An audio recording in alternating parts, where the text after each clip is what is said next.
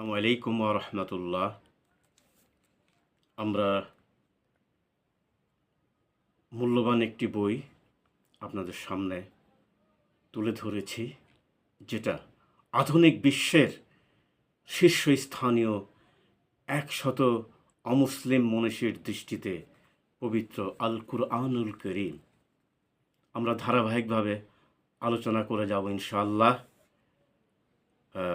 আশা করি ভালো লাগবে সবার কাছেই।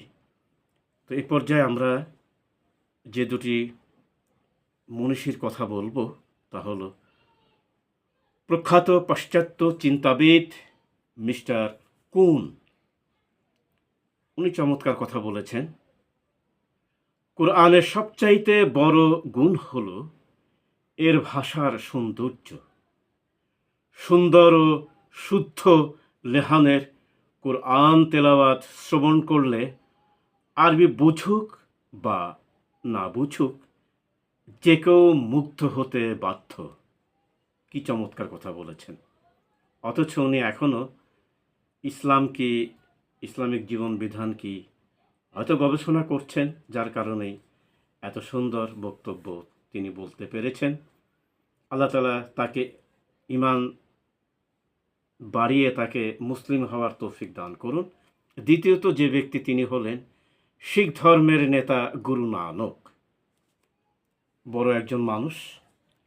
উনি চমৎকার সংক্ষেপে যে কথাটি বলেছেন, বেদ ও পুরাণের যুগ শেষ হয়ে গিয়েছে, এখন দুনিয়াকে পরিচালিত করার জন্য পবিত্র আল কুরআনুল কারীমই যথেষ্ট। কি চমৎকার কথাই বলেছেন।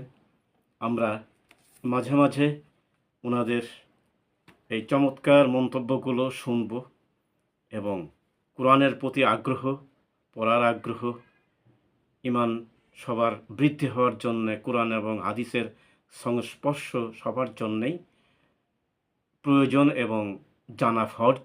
সেটা জেনেই আমরা চেষ্টা করব কোরআন এবং হাদিসের সঙ্গে সম্পর্ক বৃদ্ধি করতে। আসসালামু আলাইকুম ওয়া রাহমাতুল্লাহ।